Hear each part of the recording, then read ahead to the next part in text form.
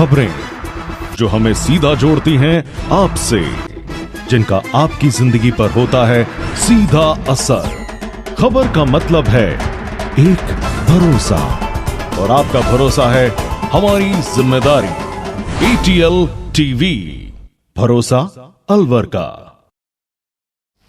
नमस्कार, आप देख रहे हैं ATL टीवी और आपके साथ मैं हूं तोशी। पहले नजर हेडलाइंस पर।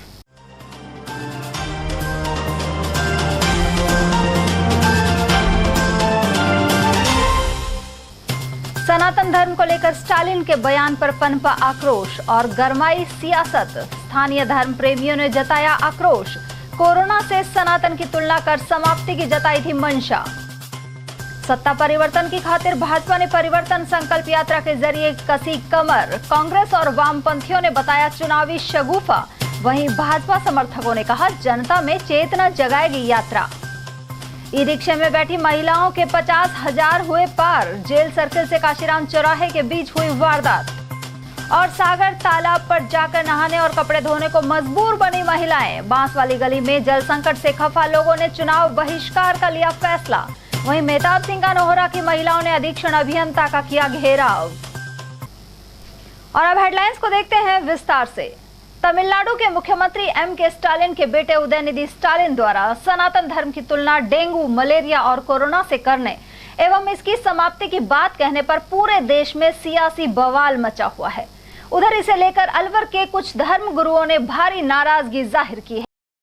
आने वाले लोकसभा चुनाव में पीएम मोदी को कुर्सी से हटाने की मंशा से 28 विपक्षी पार्टियों ने एक साथ आकर इंडिया नाम का गठबंधन तो बना लिया, लेकिन इंडिया यानी भारत में जड़ें जमाए हुए सनातन धर्म को लेकर दिए गए बयान पर सवाल खड़े हो गए हैं। यह बयान तमिलनाडु के सीएम एवं गठबंधन के प्रमुख नेता M.K. स्टालिन के पुत्र उदयनिधि ने दिया है। उन्होंने सनातन धर्म की तुलना डेंगू, मलेरिया और कोरोना से करने के साथ ही इसकी समाप्ति की बात कह डाली। ऐसे में भाजपाई सवाल उठा रहे हैं कि नफरत के बाजार में बार बार मोहब्बत की दुकान खोलने वाले राहुल गांधी इस पर चुप क्यों हैं? मुंबई में हुई इंडिया अलायंस की बैठक के एक दिन बाद ही सनातन हिंदू धर्म के खिलाफ ऐसा बयान सामने आ गया, जिससे अब कांग्रेस और अलायंस की कई पार्टियां पल्ला झाड़ती हुई नजर आ रही हैं। उदयनिधि स्टालिन तमिलनाडु सरकार में मंत्री भी हैं और उन्होंने सनातन उन्मूलन सम्मेलन में ऐसा बयान दिया था। उधर उदयनिधि के इस बयान पर साधु संत भड़क गए तो आरएसएस और विश्व हिंदू परिषद ने भी अपनी नाराजगी जाहिर कर डाली। उधर भाजपा ने इस बयान को आने वाले चुनाव में इंडिया अलायंस के खिलाफ हथियार बना लिया है। गृह मंत्री अमित शाह ने राजस्थान में अपनी परिवर्तन संकल्प यात्रा के दौरान मंच से सवाल भी पूछा था कि क्या देश को ऐसी सरकार चाहिए जो सनातन और हिंदू धर्म का खात्मा करना चाहती है। उन्होंने तुष्टीकरण की राजनीति के आरोप भी लगाए। वहीं अलवर के कथावाचक जगदीश सोनी और लक्ष्मी नारायण मंदिर के पुजारी राजेंद्र शर्मा ने अपना रोष प्रकट करते हुए कहा कि सनातन धर्म का अपमान करने वाले व्यक्ति को कड़ी सजा मिलनी चाहिए। उनका कहना था कि सनातन विरोधियों की इस देश में कतई आवश्यकता नहीं है।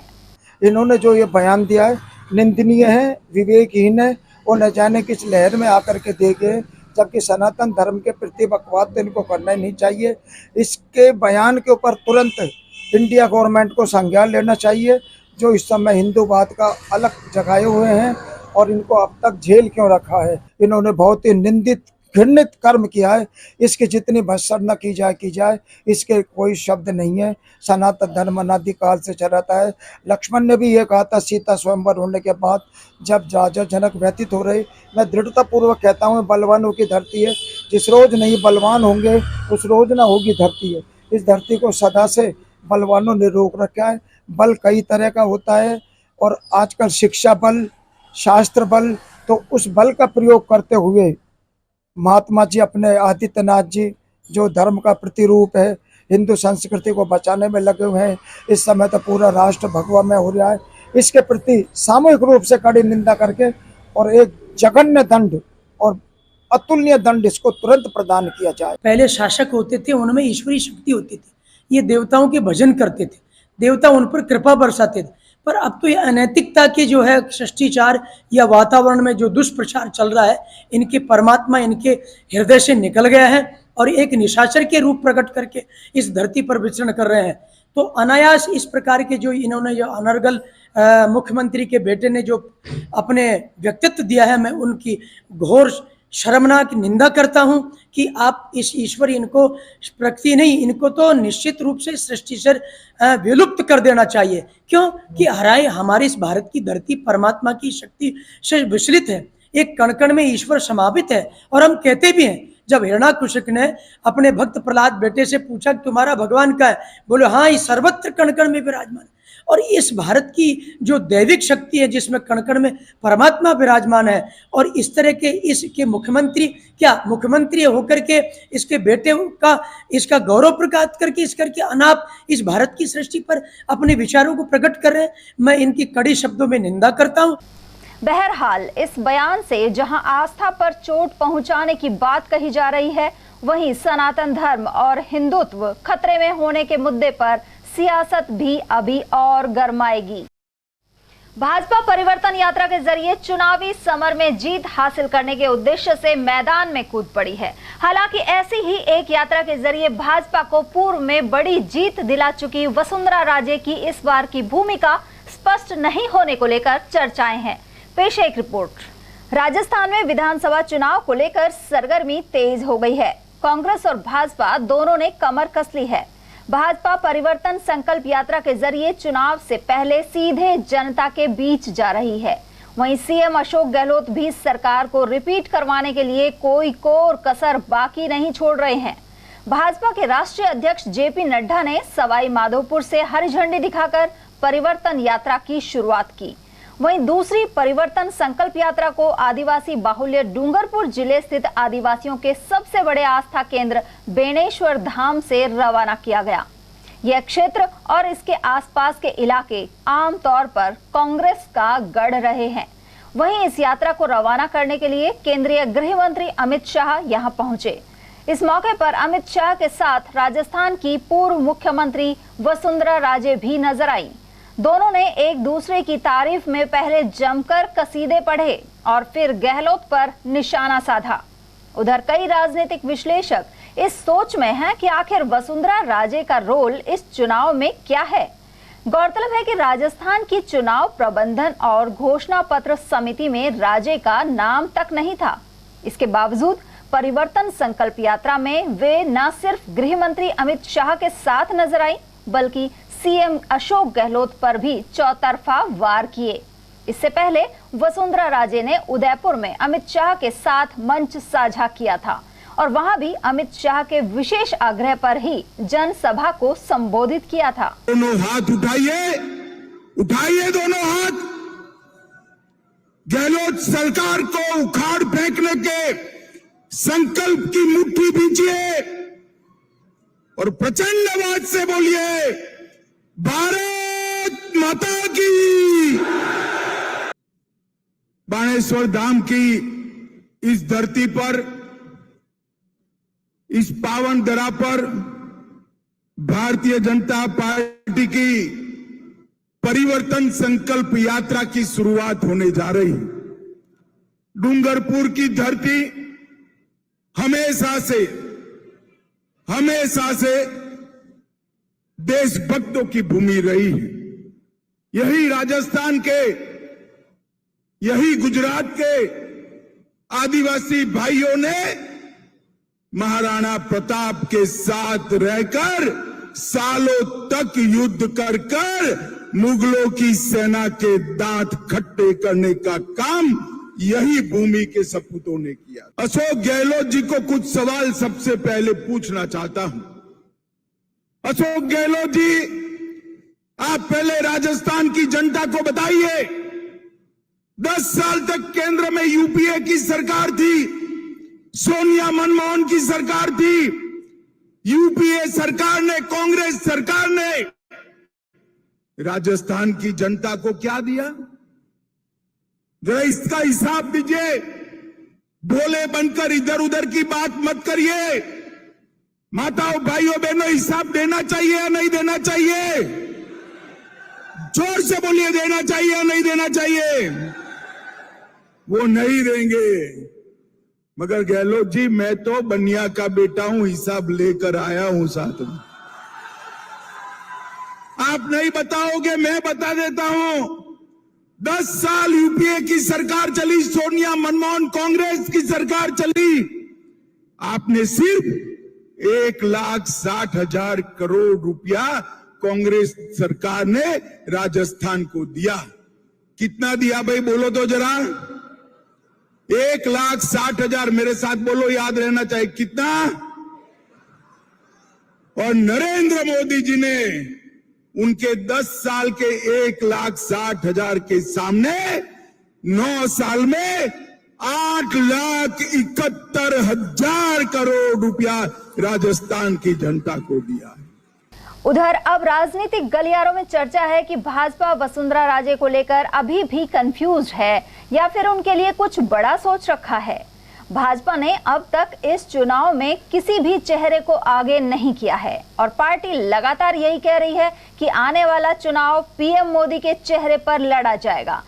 लेकिन वसुंधरा राजे की फिर बढ़ी सक्रियता बता रही है कि अंदर खाने उन्हें कोई आश्वासन मिला हो, ऐसी संभावना है। बहरहाल भाजपा सत्ता में परिवर्तन को लेकर इस परिवर्तन यात्रा से खासी उम्मीद लगाए हुए है। और अब आपको बताते हैं कि भाजपा द्वारा अलवर सहित प्रदेश भर में आयोजित परिवर्तन संकल्प यात्रा को लेकर किस तरह की प्रतिक्रियाएं सामने आई हैं। भाजपा 2 सितंबर को प्रदेश में परिवर्तन संकल्प यात्रा आरंभ कर चुकी है और अलवर में इस यात्रा के आगमन पर सभाओं और स्वागत की तैयारी चल रही है। प्रतिक्रियाओं की अगर बात करें तो कांग्रेस इस यात्रा को चुनाव प्रेरित बता रही है। वहीं भाजपा समर्थकों का मानना है कि यात्रा के जरिए सत्ता परिवर्तन को लेकर आम जन का मानस बनेगा। उधर कांग्रेस के प्रदेश सचिव जोगेंद्र कोचर के अनुसार भाजपा द्वारा ऐसी यात्राओं के जरिए चुनाव जीतने की उम्मीद लगाना गलत है। प्रदेश में मुख्यमंत्री अशोक गहलोत द्वारा महिलाओं को स्मार्टफोन, ओल्ड पेंशन स्कीम और चिरंजीवी योजना में 25 लाख रुपए का बीमा जैसी कई योजनाओं से लाभान्वित लोग कांग्रेस को ही जीत दिलाएंगे। भारतीय जनता पार्टी की एक आदत है कि इन्होंने काम तो कभी किया नहीं जिंदगी में, काम के नाम पे वोटें मांग नहीं सकते। इनको तो कभी परिवर्तन यात्रा रैली, कभी जन चेतना रैली और कभी ये। आज सुबह भी मैं सुन रहा था सीपी जोशी जी जिनके राष्ट्रीय जिनके प्रदेशाध्यक्ष हैं, वो कह रहे थे कि अश्वमेघ जब किया था राम ने तो उस समय भी उनको रथ को रोकने का काम किया गया था। तो मैं उनको एक बार निवेदन कर दूं कि सबसे पहले वो ये समझें कि जो राम जी ने अश्वमेघ किया था उसके रोकने वाले उसके बेटे ही थे। तुम्हारे रोकने वाले तुम्हारे घर के बेटे होंगे, हम नहीं रोक रहे हैं। हम तो कह रहे हैं तुम निकालो, लेकिन जनता के बीच में वो बात तो कहो जिस बात के लिए जनता तुमको वोट दें। तुम कह रहे हो नहीं सहेगा राजस्थान। किस चीज़ को नहीं सहेगा राजस्थान? राजस्थान क्या, जो राजस्थान में हर व्यक्ति को एक मोबाइल मिल रहा है, स्मार्ट मोबाइल मिल रहा है महिलाओं को, क्या इस चीज़ को नहीं सहेगा राजस्थान? क्या इस राहत कैंपों में हमने जो राहत दी है लोगों को, क्या उस राहत को नहीं सहेगा राजस्थान? क्या इस तरह की बातें करेंगे क्या आप? किस चीज़ का आप बार बार कहते हो कि नहीं सहेगा राजस्थान? अभी प्रधानमंत्री ने जब बात कह दी थी मणिपुर पे, साथ में राजस्थान और छत्तीसगढ़ का नाम ले लिया। क्यों? वो जानता था कि मणिपुर के मैंने बात करी तो मणिपुर ही नहीं रहेगा, इसलिए साथ में लपेट दो। क्यों? विपक्ष अपनी बचाव में लगा रहा है। इनकी आदत है, इनसे क्वेश्चन कुछ करो, जवाब कुछ और दे।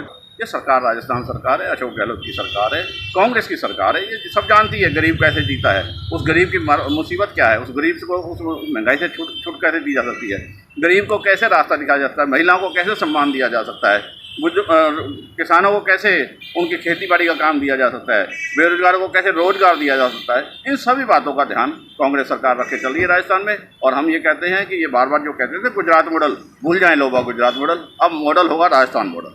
उधर भारतीय कम्युनिस्ट पार्टी के नेता तेजपाल सैनी का कहना है कि भाजपा धर्म के नाम पर लोगों को बरगलाती है। इसके अलावा परिवर्तन यात्रा सिर्फ चुनावी मुद्दा है। ऐसे में जनता अब समझ चुकी है और चुनाव में मुंह तोड़ जवाब देगी। चुनाव के समय में जो भी राजनीतिक पार्टियां हैं वो अपना प्रचार करती हैं, परंतु भारतीय जनता पार्टी द्वारा जो चुनाव प्रचार किया जा रहा है वो वास्तव में एक आश्चर्यजनक है। क्योंकि पिछली बार भी इनकी 5 साल सरकार रही थी, उसमें भी इन्होंने जनता के मुद्दों का कोई काम नहीं किया। बल्कि हमारे प्रदेश में तो 23,000 जो स्कूलें थी उनको समायोजन करके यानी कि प्राइवेट स्कूलों को बंद कर दिया गया। पानी की समस्या लगातार बनी रही, चंबल का पानी भी लाने का बीजेपी सरकार ने वादा किया था, वो भी नहीं हुआ। ARCP का जो भी बात है वो भी अभी तक नहीं हुआ, वो भी अटकाया हुआ है। तो ऐसी स्थिति में जो भी बीजेपी जो जन चेतना रैली निकाल रही है वो एक आडंबर बतौर है। अभी जो कल ही डूंगरपुर में जो अमित शाह जी ने रैली की है उसमें कांग्रेस सरकार से हिसाब मांग रहे हैं। हम ये कह रहे हैं आप भी तो अपना 10 साल का हिसाब किताब दीजिए जो केंद्र सरकार में आप रहे हैं, मोदी सरकार जो रही है। परंतु ऐसा कुछ नहीं है, ये जनता को भ्रम फैलाने की बात है। पर जनता जागरूक हो गई है इनकी चालबाजियों को लेकर के। इनका केवल एक ही एजेंडा है, हिंदुत्व का लेकर के हिंदू मुसलमानों की बात करते हैं, आपस में झगड़ा फसाद करते हैं। और अभी कल जो आरएसएस के मोहन भागवत जी जो प्रमुख हैं उन्होंने भी हिंदू राष्ट्र की बात कही है जो हमारे संविधान के बिल्कुल खिलाफ है, हमारे देश के खिलाफ है। इन पर सख्त कार्रवाई की जानी चाहिए। देश में इस तरह की धारणाएं फैला करके आम जनता को लड़ाने की जो बात ये करते हैं वो देश के लिए अच्छी बात नहीं है। आम जनता से भी ये अपील करना चाहूँगा, आह्वान करना चाहूँगा कि आरएसएस के बहकावे में नहीं आए और देश की अखंडता और एकता को बनाए रखें। अपने नौजवान बच्चों को भी इन उपद्रवियों से बचा करके रखें जिससे कि अपने जो परिवार में जो हानि होने वाली है उससे बचा जा सके। और सरकार जो गैस सिलेंडर पर 200 रुपये कम करने की बात कर रही है, आज लाखों करोड़ों रुपए आम जनता से लूट ले और 200 रुपये की जो सहायता दे करके एक ये झुंझुना पकड़ाने की बात कर रही है, ये देश के लिए अन्याय है, आम जनता के लिए अन्याय है। इसी प्रकार से डीजल पेट्रोल की जो महंगाई है, विदेशों से सस्ता डीजल पेट्रोल ले रहे हैं और आम दूसरे विदेशों में सस्ता डीजल पेट्रोल बेच रहे हैं। हमारे देश की जनता को जो ये लूट रहे हैं, 108 रुपये लीटर, 10 रुपये लीटर का जो पेट्रोल दे रहे हैं, 93-94 रुपये लीटर का डीजल दे रहे हैं, वो आम जनता की खुली लूट की जा रही है। ये बीजेपी सरकार के शासन में जिस तरह का अत्याचार आम जनता से हो रहा है, केवल देश में अडानी और अंबानी के अलावा इनको कोई दिखाई नहीं देता है। हर क्षेत्र में अडानी को पूरे देश की संपत्तियों को बेचा जा रहा है, चाहे हवाई अड्डे हों, चाहे रेलवे स्टेशन हो, रेलवे हो, इन सभी संस्थाओं को बेचा जा रहा है जो देश के लिए नहीं है। वहीं व्यापारी रवि तनेजा का मानना है कि आमजन की समस्याओं को टटोलने के लिए भी भाजपा यात्रा निकाल रही है। उन्होंने आरोप लगाया कि वर्तमान में बढ़ते अपराधों के चलते शाम 8 बजे बाद घर से सुरक्षित निकलना मुश्किल हो गया है। मकानों में चोरियां, सड़क पर महिलाओं से मोबाइल और चेन छीनने आदि की घटनाएं आए दिन हो रही हैं। ऐसे में परिवर्तन यात्रा से आम जन जागरूक होंगे और उसी के अनुसार मतदान करेंगे। जन चेतना रैली ठीक चुनावों से पहले इसलिए चलाई जाती है कि जनता के मुद्दों को टटोला जा सके और वास्तविक स्थिति में अपनी पार्टी की स्थिति को भी समझा जा सके। वास्तविकता में अलवर शहर इतना असुरक्षित कभी नहीं था जो इन दिनों हो चुका है। जनता जो जनता है रात को 8 बजे बाद अपने घर से नहीं निकल पा रही है। मकान खुले में 2 घंटे के लिए छोड़ते हैं तो चोरी हो जाती है। साइबर क्राइम मतलब समझिए कि मतलब जामताड़ा बना चुका है अलवर का कि इतनी बुरी स्थिति है। अभी कल एक महिला के साथ 3 तोले चैन की लूट हुई है। उससे पहले मोटरसाइकिल चोरी की वारदातें तो समझो कि मीडिया के सामने समक्ष आ भी नहीं पाती हैं क्योंकि प्रशासन के पुलिस वाले हैं कि यार मोटरसाइकिल ढूंढने कहाँ जाएंगे हम आपकी। तो अलवर में इतनी असुरक्षा का भाव, बिजली कटौती, पानी की समस्या, ये भयंकर विकराल रूप ले चुकी है। एक समस्या अलवर के आमजन की बहुत लंबे समय से चली आ रही है, पिछले 4 साल से। दिल्ली से अलवर के अलवर से दिल्ली के लिए साधारण ट्रेन नहीं है, रेल की नहीं है। तो समझिए कि समस्याएं तो बहुत सारी हैं। अब जनता के बीच में पार्टियां आएंगी तो जनता अपनी बात उनके समक्ष रखेगी कि हमारी ये परेशानी है। अगर आप दूर कर पाएंगे तो आपको सत्ता पे काबिज कर पाएंगे, अदरवाइज सपने देखते रहिए।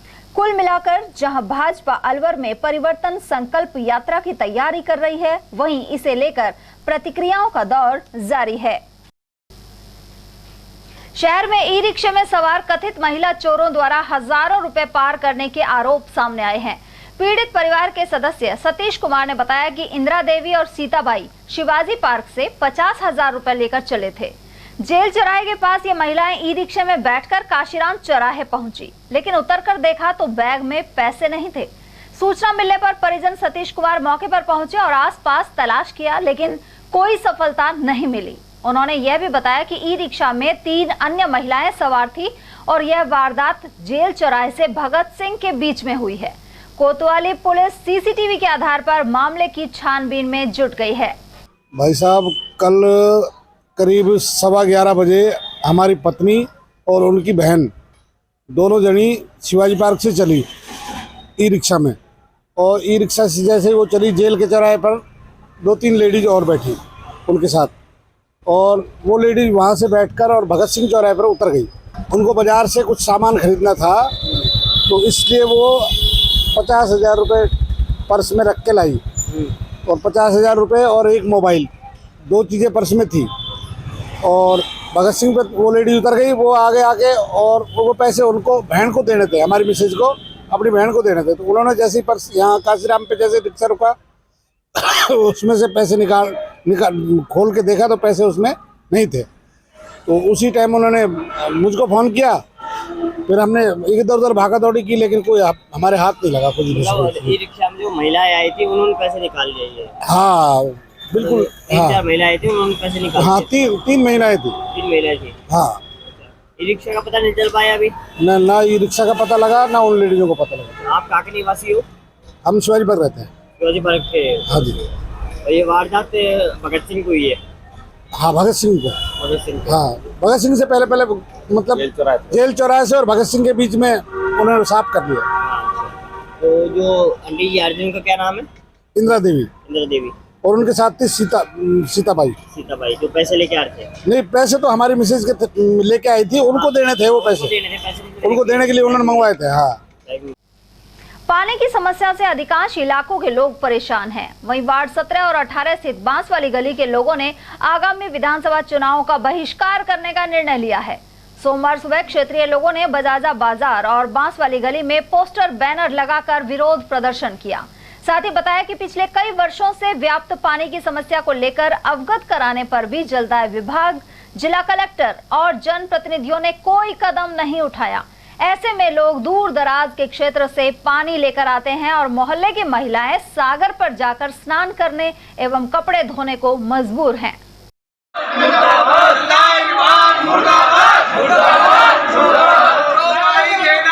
वो सरकार निकलनी है।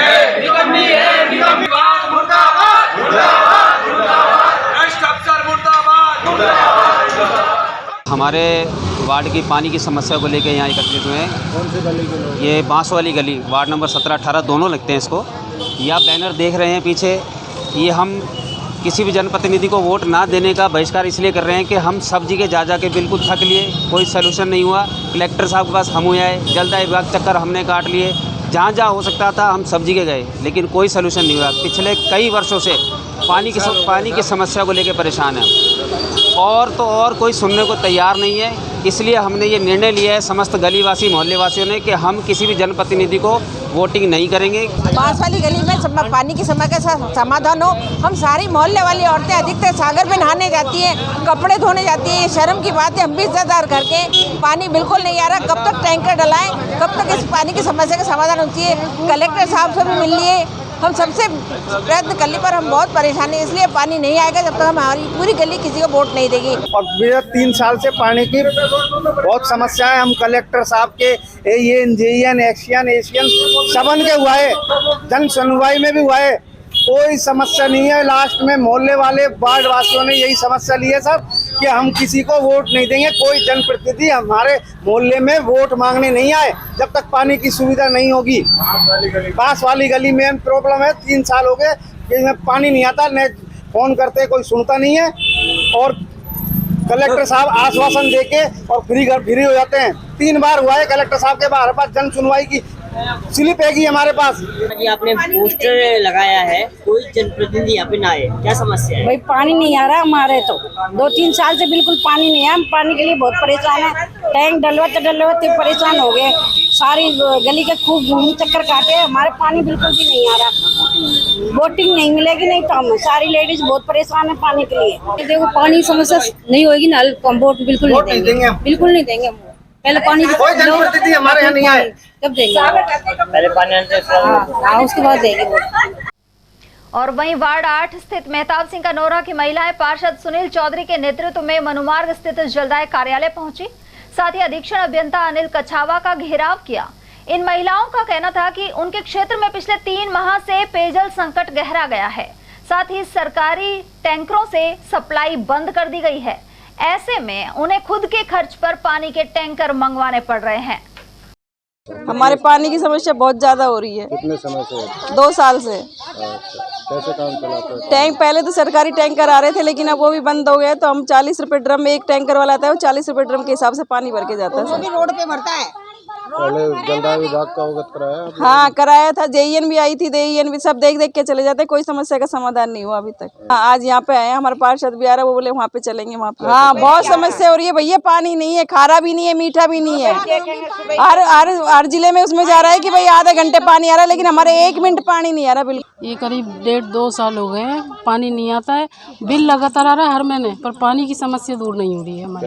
ये प्राइवेट टैंकर गिराते हैं और जिनके जगह की समस्या कम है वो ड्रम के हिसाब से गिरवाते हैं, पर 25 से 40 रुपए मनमानी चल रही है। बस ये है, काम नहीं चल रहा, तभी तो इधर उधर भागते डोल रहे हैं कि कहीं तो सुनवाई हो हमारी। यहाँ इस जगह नहीं आए, और जगह हम सब जगह गए हुए हैं। आज पार्षद ने सलाह दी थी कि यहाँ पर आकर इन लोगों को अवगत कराएं। हमारे 2 साल से पानी नहीं आ रहा और जगह जगह हुआ है, कोई ने भी सुनवाई नहीं करी। और जेईएन सब हम जाते हैं जब लापता हो जाते हैं। खैर टूर पे गए, अभी यहाँ भी यही बोला है। कैसे काम चला रहे हैं? पहले तो सरकारी पार्षद भेज देते था, अब उन्होंने बोला हमारे टेंडर में नहीं है तो कोई नहीं आता, और अब टैंकर वाला आते मनमानी 40 रुपये ड्रम, कभी 50 रुपये ड्रम। हम 2 महीने से पानी खुद भरवा रहे हैं और वो भी हमको नहीं मिलता। 400-500 का टैंकर आ रहा है। अभी आए पार्षद को बुलाए, देखो क्या समस्या के हल निकालते हैं। प्रतापगढ़ में महिला को निर्वस्त्र करने के विरोध में विद्यार्थी परिषद ने प्रदर्शन किया। साथ ही राजर्षि महाविद्यालय के मुख्य द्वार पर मुख्यमंत्री अशोक गहलोत का पुतला फूंका गया। जिला संयोजक रोहित चौधरी ने बताया कि राजस्थान में महिला उत्पीड़न लगातार बढ़ता जा रहा है, इसके बावजूद कठोर कार्रवाई का अभाव बना हुआ है। वहीं नगर मंत्री यशदीप शर्मा ने भी अपने विचार रखे। वहीं इस दौरान विशाल, उमेश, शानू, अजय और सचिन सहित अन्य कार्यकर्ता उपस्थित रहे। मुर्दाबाद गलत सरकार, मुर्दाबाद मुर्दाबाद मुर्दाबाद। महिला पर अत्याचार बंद करो, बंद करो, बंद करो। महिला पर अत्याचार बंद करो, बंद करो, बंद करो। तो हमारा ये प्रदर्शन रहा है, वह गहलोत सरकार के गुंडा राज को लेकर हुआ है। जो महिलाओं पर गहलोत सरकार का जो अत्याचार हो रहा है उसके खिलाफ हुआ है।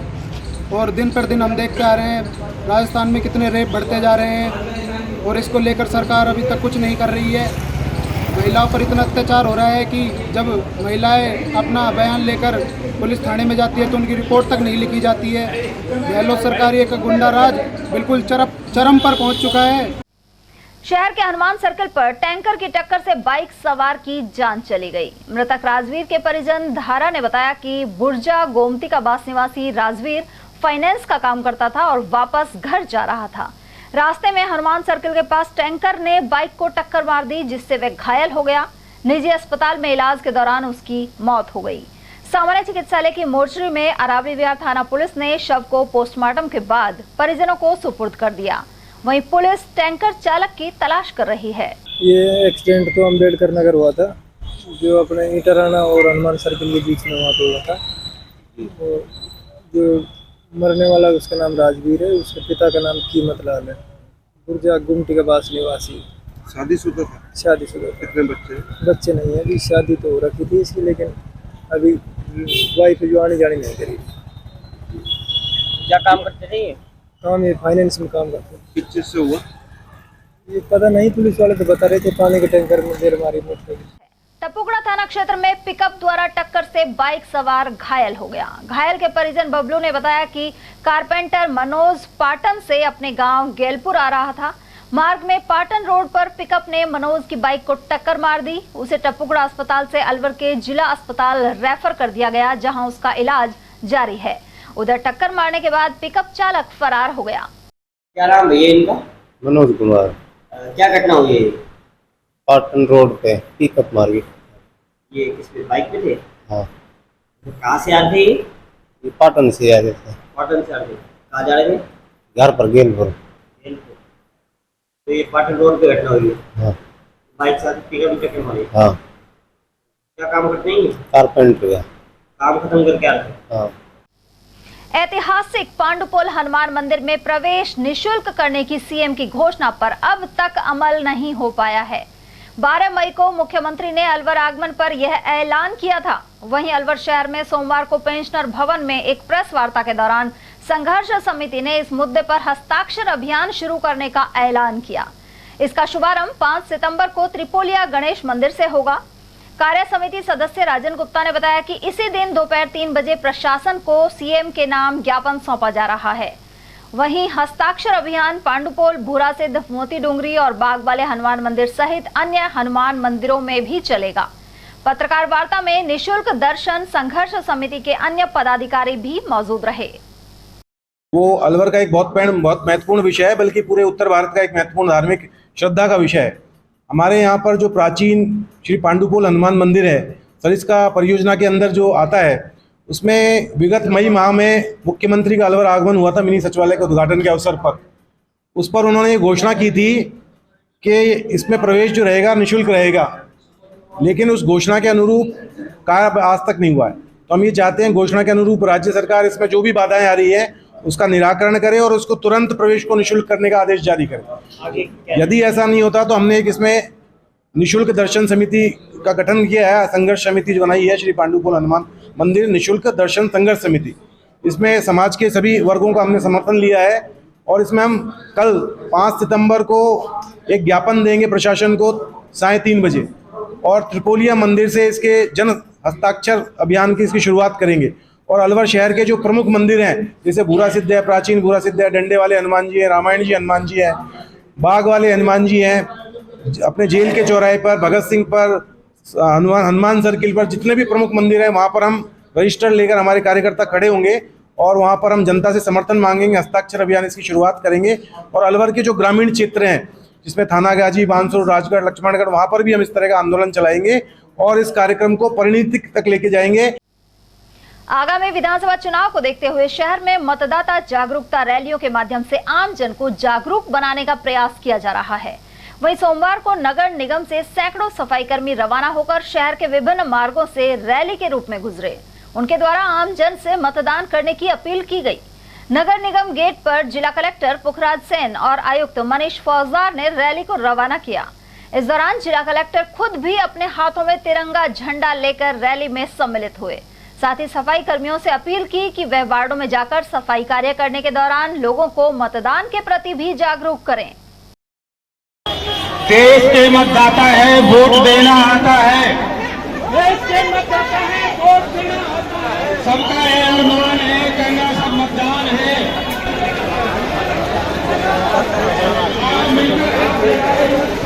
मतलब 1 अक्टूबर को हो जाएंगे या हो चुके हैं, उन सब का नाम वोटर लिस्ट में आना है। एक तो ये संदेश हम लोग बार बार रैलीज के माध्यम से या डोर टू डोर जो हमारे BNO सर्वे कर रहे हैं उनके माध्यम से देने की कोशिश कर रहे हैं। दूसरा काम है हमारा कि जो लोग वोटर पर रजिस्टर हो जाते हैं वो जब भी मतदान आता है, अभी विधानसभा के मतदान होंगे, लोकसभा के भी मतदान होंगे, उसमें अपना योगदान दें। सब लोग, मताधिकार हमारा राइट है जो हमको भारत के संविधान ने दिया है, हमको उसका उपयोग करना चाहिए। और तीसरा ये है कि हमको इथिकल वोटिंग करनी चाहिए। इथिकल वोटिंग का मतलब ये है कि हमको किसी भी दुर्भावना में, लोभ में, लालच में आकर के वोटिंग नहीं करनी चाहिए। वोटिंग का हमारा अधिकार जो है वो हमारे संविधान में दिया हुआ अधिकार है। उसका उपयोग हमको बिना किसी डर के, बिना किसी लालच के, बिना किसी दुर्भावना के, बिना किसी और प्रभावित हुए हमको हमारे स्वविवेक से जो भी हम उचित समझते हैं कि निकट है अभी चुनाव और चुनाव आने वाले हैं और कुछ ही दिनों में ये मतदान की प्रक्रिया से संबंधित कार्य तो प्रारंभ हो चुके हैं। सरकारी अधिकारी कर्मचारी विशेषकर शहर में जहां मतदान प्रतिशत कम होता है, हमारे नगर निगम की जिम्मेदारी है और माननीय जिला कलेक्टर महोदय, जिला निर्वाचन अधिकारी भी हैं, उनके द्वारा हमें ये भूमिका प्रदान की गई है। शहर में जो वोटर टर्नआउट यानी वोट लोग कम डालने जाते हैं वो घर से ज़्यादा निकले। लोकतंत्र जब मजबूत होगा जब हर नागरिक जो वोट डालने का राइट रखता है वो घर से निकले और अपने राइट का यानी वोट का कास्ट करे या वोट डाले। प्रत्येक नागरिक इस भूमिका को समझेगा, इस अधिकार को समझेगा, अपने दायित्व को समझेगा तो आप मान के चलिए कि डेमोक्रेसी का स्तर भी और उच्च होगा, सुधरेगा और हमारी अपेक्षा आकांक्षाएं डेमोक्रेसी से है, लोकतंत्र से है, निश्चित रूप से पूरी होंगी।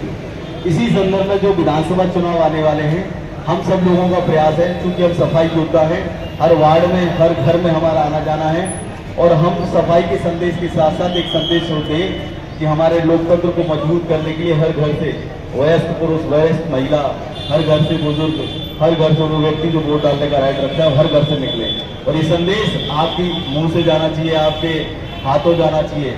आज इसी प्रयास में, इसी कड़ी में हम लोगों ने सबसे पहले प्रयास शुरू किया है कि प्रत्येक वार्ड में, आज तो सुबह हम ये रैली निकाल रहे हैं, यहाँ से माननीय जिला कलेक्टर महोदय जल्दी दिखा के आपको यहाँ से रवाना करेंगे, और उसके बाद ऑफ सर्कस पर आप ऊपर चारों तरफ चढ़कर सुरक्षित रूप से कोई गिरे नहीं।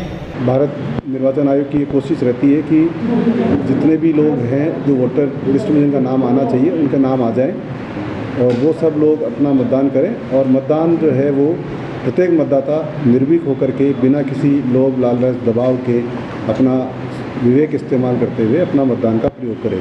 इसके लिए स्वीप एक्टिविटी भारत निर्वाचन आयोग के निर्देशों अनुसार निरंतर की जाती है। ये एक नई पहल जो है नगर निगम ने करी है कि नगर निगम के जो सफाई कर्मचारी, इनकी रीच हर गली मोहल्ले तक होती है और प्रतिदिन होती है। अगर ये लोग स्वीप एक्टिविटी से जुड़ते हैं तो बहुत ही सराहनीय है। और आज जो रैली निकली है उस रैली से ये नहीं है कि आज एक रैली निकाल करके एक औपचारिकता हो गई है, क्योंकि ये जो हमारे सफाई कर्मी हैं, अगर इन्होंने स्वीप के संदेश को पहुंचाने का ठान लिया तो निश्चित रूप से ये संदेश नीचे तक शहर में जाएगा। और एक नॉर्मली जो वोटर्स टर्नआउट में एक इशू आता है, उसमें एक अर्बन अफेती की जो शहरी मानसिकता है उसमें लोग कम मतदान केंद्रों पर जाते हैं, उसकी एक निरंतर पूरे देश में ये इशू रहता है। तो उसमें जो सफाई कर्मी हैं वो बहुत महत्वपूर्ण भूमिका अदा कर सकते हैं। तो आज इन्होंने जो रैली निकाली है और उसके लिए जो नगर निगम के आयुक्त हैं उन्होंने प्रयास किया है, तो मैं मनीष जी को भी बहुत धन्यवाद देना चाहूँगा कि इन्होंने एक अच्छा एक अभिनव पहल की है। और ये हमारे सफाई कर्मी जो हैं ये निश्चित रूप से हमारी जो स्वीप एक्टिविटी है उसको बहुत आगे ले जाएंगे। आईएमए की प्रदेश शाखा की ओर से जयपुर के एसएमएस ऑडिटोरियम में कॉन्फ्रेंस आयोजित की गई। इस दौरान अलवर के दर्शन हॉस्पिटल के डायरेक्टर डॉक्टर बीके सैनी को best academic life achievement award प्रदान किया गया। डॉक्टर सैनी को यह अवार्ड गैस्ट्रोलॉजी की बेहतर सुविधाओं और एंडोस्कोपी के कार्य के लिए दिया गया है। और यहाँ वक्त एक छोटे से ब्रेक का, फौरन लौटेंगे। आप बने रहिए हमारे साथ और देखते रहिए एटीएल टीवी। हीरे, सोने, चांदी के जेवरातों के विक्रेता दुर्गा प्रसाद सुनील दत्त ज्वेलर्स, बजाजा बाजार, Alwar.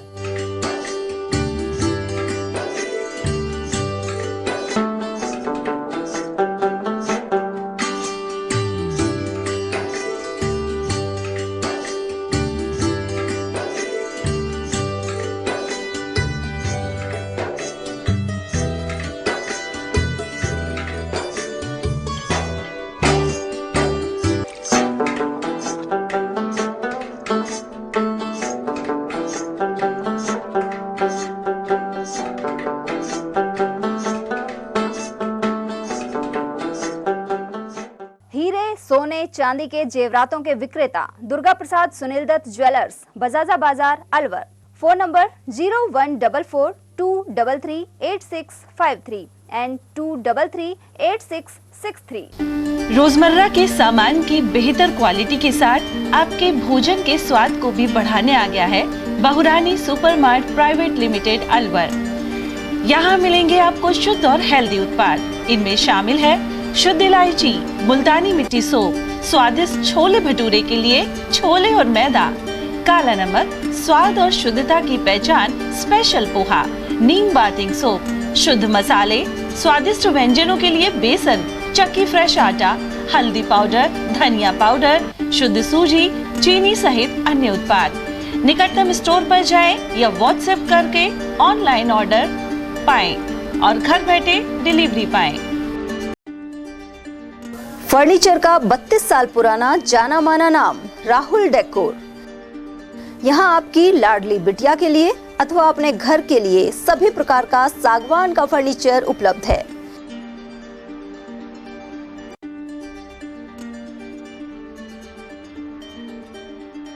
Double bed, dressing table, sofa set सागवान एवं कपड़े वाले तथा सेंटर टेबल, भट्टी कलर, स्टील अलमारी, ब्रांडेड एवं सॉफ्टी फोम के गद्दे आपकी नाप तोल से बनाए जाते हैं।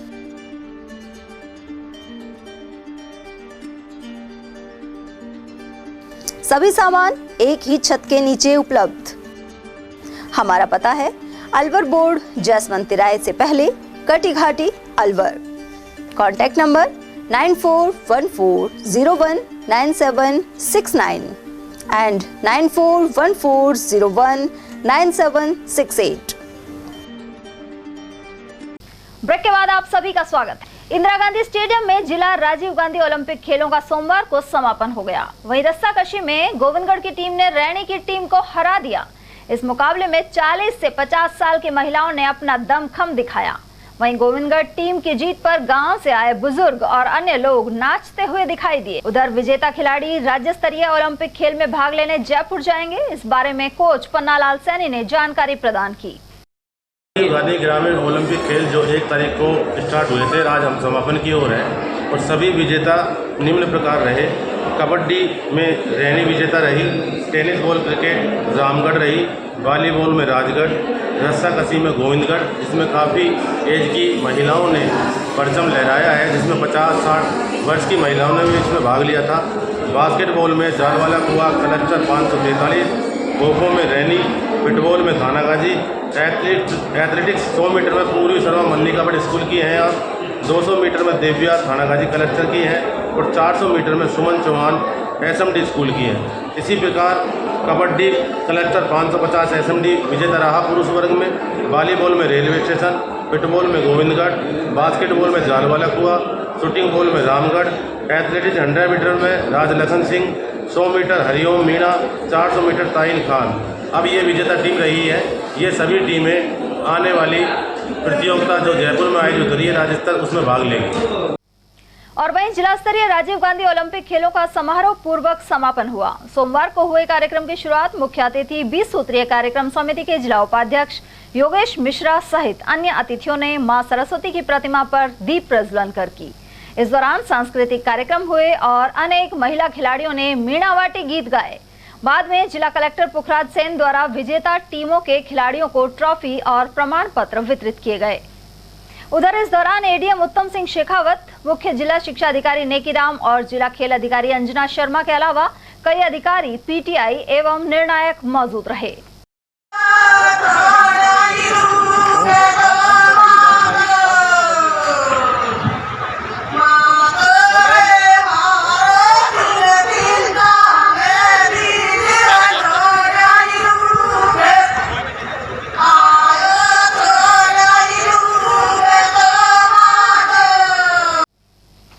बढ़ते अगली खबर की ओर, जहां अलवर अभिभाषक संघ की ओर से अनिश्चितकालीन धरना स्थानीय कोर्ट परिसर में जारी है।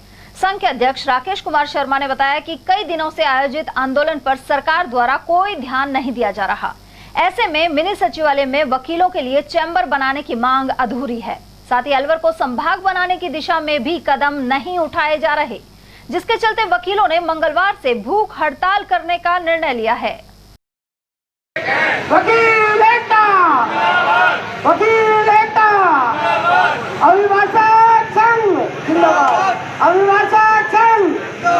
हम ये चाहते हैं कि अलवर जिले के और जिलों को मिलाकर जो आज हमारे संभाग की मांग है, वो संभाग आवश्यकता है। हम उसे छोटे छोटे जगह को संभाग घोषित कर दिया है, अलवर को आज तक संभाग घोषित नहीं किया। संभाग मुख्यमंत्री जी से निवेदन है जल्दी जल्दी अलवर को संभाग बनाएं और वकीलों के लिए जो चैम्बर की बात है जल्दी जगह चैम्बर कराया जाए।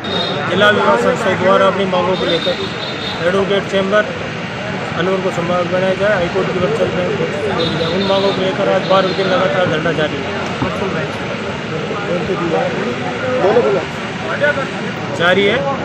अब आगामी रणनीति के तहत 2 दिन के लिए 24 घंटे की हड़ताल की जाएगी। उसके बाद भी अगर हमारी मांगें पूरी नहीं होती इस आंदोलन को उग्र किया जाएगा। इसलिए धरना प्रदर्शन, पुतले फूंकना और नेताओं मंत्रियों का घेराव और जो भी उचित कदम होगा इस रणनीति के तहत उठाया जाएगा। 24 घंटे की गजब भूख हड़ताल जारी कोर्ट परिसर में रहेगी। 24 घंटे वकील भूख हड़ताल पर यही धरना स्थल पर। अलवर संभाग बनाओ संघर्ष समिति के बैनर तले हस्ताक्षर अभियान जारी है। व्यापारी नेता रमेश जुनेजा और सुरेश गुप्ता के नेतृत्व में सोमवार को भी हस्ताक्षर अभियान चलाया गया। वक्ताओं ने कहा कि 3 जिलों में बांटने के कारण अलवर एक तहसील जितना रह गया है। वहीं संभाग बनने पर स्थानीय स्तर पर ही समस्याओं का निदान हो सकेगा, साथ ही विकास की गति तेज होगी। व्यापारी नेताओं ने चुनाव आचार संहिता लगने से पहले अलवर को संभाग बनाने पर जोर दिया है। संघर्ष हमारा नारा है। अलवर संभाग बनाओ, अलवर संभाग बनाओ, अलवर संभाग बनाओ। व्यापारी एकता जिंदाबाद, व्यापारी एकता जिंदाबाद। नुकसान तो ये है कि अलवर को 3 टुकड़ों में विभक्त कर दिया। उससे अलवर से जो जीएसटी का कलेक्शन था और अनेक तरह के जो फायदे थे वो खत्म हो गए। एक सीमित एरिया में अलवर बढ़ के रह गए हैं और फायदे तो अनेक हैं। संभागीय आयुक्त तो जैसे अलवर में बैठता है तो अलवर के उद्योगपति व्यापारियों को जो है जो जयपुर भागना पड़ता था वो दूरियां ख़त्म हो जाएंगी। अलवर ही सारे काम होंगे। सभी जो डिपार्टमेंट है उनके चीफ इंजीनियर जैसे यहाँ बैठेंगे तो जो जनता की मूलभूत सुविधाएं हैं, पानी है, बिजली है, उनका समाधान जल्दी से जल्दी होगा। और गांव और कस्बों की जो दूरियां थी वो नज़दीक होने से लोगों का प्रशासन के साथ संवाद बढ़ेगा और भी अनेक फ़ायदे हैं। और अलवर को संभाग बनाने की जो अलवर संघर्ष समिति ने जो मांग उठाई है उसको हम हर सूरत में पूरा करवाएंगे। और अभी हमने हस्ताक्षर अभियान चला रखा है। पूरे शहर से जन समर्थन हमें मिला है, स्कूलों से, कॉलेजों से, मोहल्लों से, कॉलोनियों से, विभिन्न तरह के लोगों से हमारे पास फ़ोन आते हैं कि साहब आप यहाँ आइए, हम आपको हस्ताक्षर करवाएंगे। पूरे शहर का जन समर्थन हमें मिल रहा है। अभी अलवर के जितने भी नेता हैं, चाहे किसी भी पार्टी को, सबसे हम मिले हैं और उन्होंने सबने आश्वासन दिया है कि हम हमारे स्तर से प्रयास करेंगे। भंवर साहब से भी हमें 1 हफ्ता पहले मिले थे तो उन्होंने भी पूरा आश्वासन दिया है कि हम इस विषय में गहलोत साहब से मिल के और इसको पूरा करवाने का विश्वास करेंगे। अलवर बनाओ, अलवर संघर्ष बनाओ संघर्ष समिति जो है गैर राजनीतिक मंच है। हमने किसी को इजाज़त भी नहीं दे रखी कि आप यहाँ आए और राजनीतिक कोई लाभ उठाने की कोशिश करें। फिर भी हम ये कहेंगे कि अधिसूचना जारी होने तक अगर सरकार ने हमारी मांगें नहीं मानी तो हम राजनीति ज़रूर करेंगे, पर तब तक हमारी मांग रहेगी सरकार से कि अलवर को संभाग बनाए। मुख्यमंत्री जी सचिवालय का उद्घाटन करने अलवर आए थे। उससे पूर्व में भी हमने 3 महीने पहले ज्ञापन दिया था कि अलवर जिले को संभाग बनाया जाए, कि अलवर जिले के 3 टुकड़े कर दिए गए। उसके बाद मुख्यमंत्री जब अलवर आया सचिवालय उद्घाटन करने तो महाराष्ट्र सरकार के कैबिनेट मंत्री टेकाराम जी जूली और हमारे अलवर के दिग्गज नेता, लोकप्रिय पूर्व केंद्रीय मंत्री माननीय भंवर साहब ने पुरजोर से मांग रखी थी गहलोत जी के सामने कि अलवर जिले को संभाग बनाना अब जरूरी हो गया है, जल्दी ही अलवर जिले को संभाग बनाया जाए। गहलोत साहब ने स्वयं घोषणा की थी कि अलवर जिले को संभाग बनाया जाएगा, लेकिन उन बातों को कई महीने हो चुके हैं, अभी तक जिले को संभाग नहीं बनाया गया है। इन सब बातों को मद्देनजर रखते हुए अलवर जिला व्यापार महासंघ एवं संयुक्त व्यापार महासंघ की संयुक्त बैठक हुई और बैठक में निर्णय लिया गया कि चुनाव नज़दीक आ चुके हैं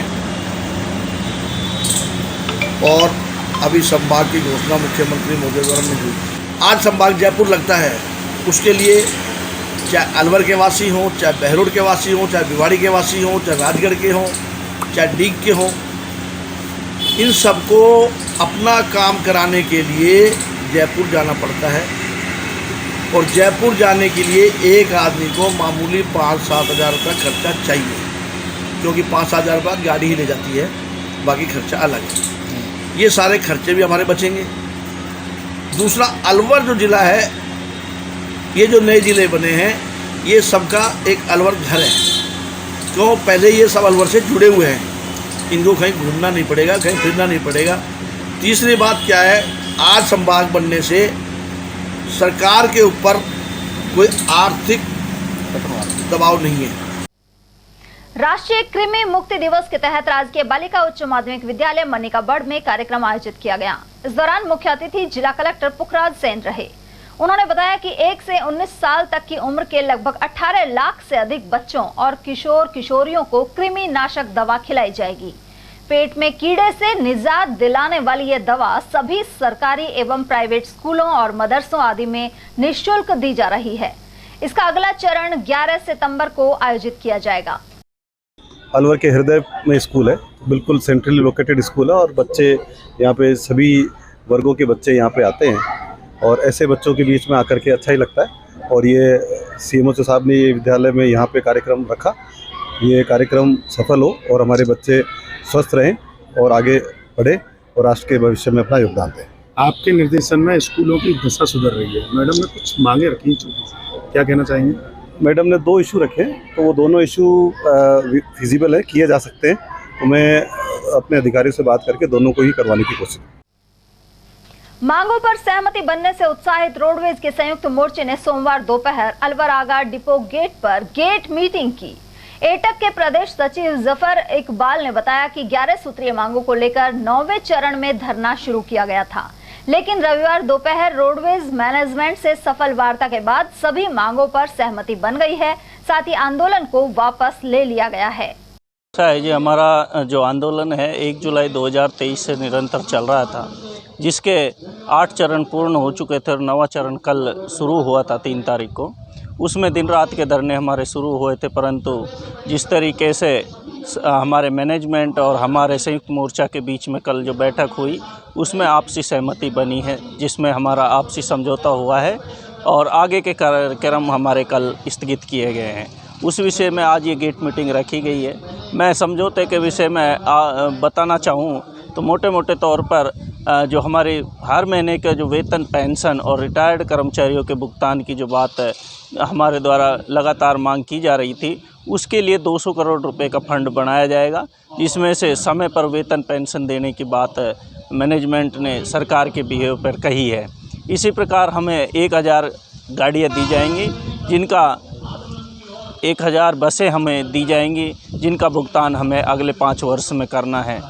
इसी प्रकार से 2800 पदों पर भर्ती की जो हम लगातार मांग कर रहे थे, 2800 पदों पर भर्ती की जाएगी। हालांकि ये मांग हमारी 11000 पदों पर थी, परंतु सरकार ने हाल फिलहाल 2800 पदों पर भर्ती की बात कही है। समझौते के बाद में कर्मचारियों में खुशी की लहर है और हम मीडिया के हमारे जो कर्मचारी साथियों ने हमारे साथ दिया उनका भी तहे दिल से धन्यवाद करते हैं।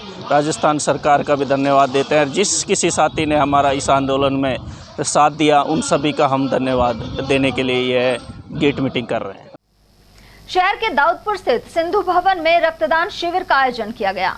भाजपा केशव मंडल के उपाध्यक्ष महेश चंद्र ने बताया कि यह शिविर पुरुषार्थी समाज के सहयोग से आयोजित किया जा रहा है। समाज सेवी पंकज निहलवानी की जयंती पर लगे कैंप में करीब 150 यूनिट रक्तदान का लक्ष्य रखा गया है।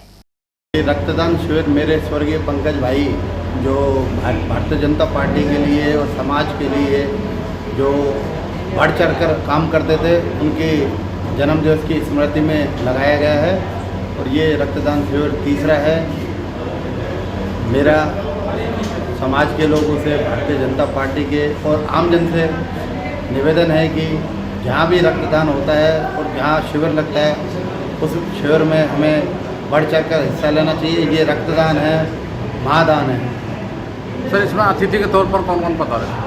अतिथि के तौर पर यहाँ हमारे भारतीय जनता पार्टी अलवर दक्षिण के जिलाध्यक्ष अशोक गुप्ता जी आए थे और राष्ट्रीय उपाध्यक्ष महिला मोर्चा पूजा कपिल मिश्रा जी आई थी और हमारे समाज के गणमान्य नागरिक हैं। सर, कितना यूनिट रक्तदान किया जा चुका है? अभी करीब 30 यूनिट रक्तदान किया जा चुका है।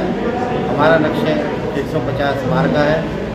उधर रक्तदान कर रहे युवक सियाराम ने बताया कि वे 15 बार ब्लड डोनेट कर चुके हैं। वहीं रक्तदान करने से कोई कमजोरी नहीं आती।